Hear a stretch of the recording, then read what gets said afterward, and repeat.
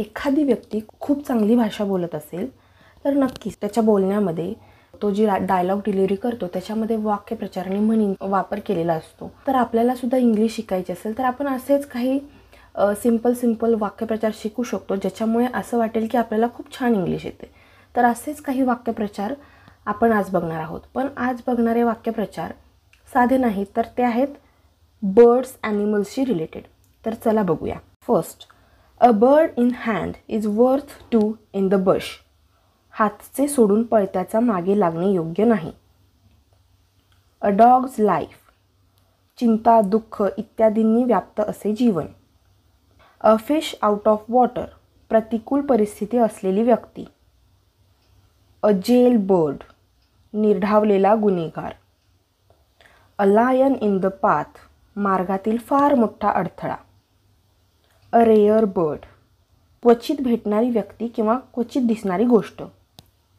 A snake in the grass, यालाच आणखी एक दुसरी म्हण आहे a wolf in the sheep's clothing. याचा अर्थ आहे मित्रत्वाचा बहाणा करून असणारी धोकेबाज व्यक्ती.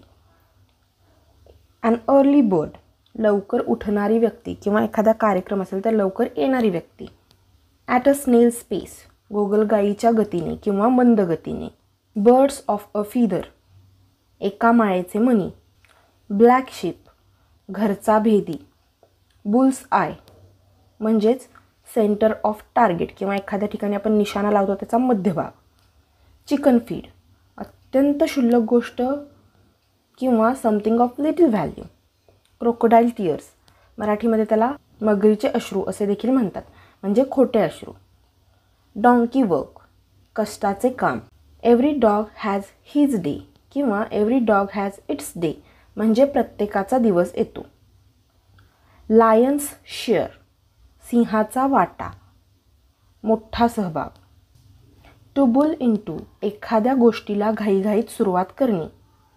बुलशिट म्हणजे नॉनसेन्स, मूर्खपणाचे. हेअरफूट म्हणजे अत्यंत चपळ. लायन हार्टेड, शूर, निर्भय, निधड्या छातीचा.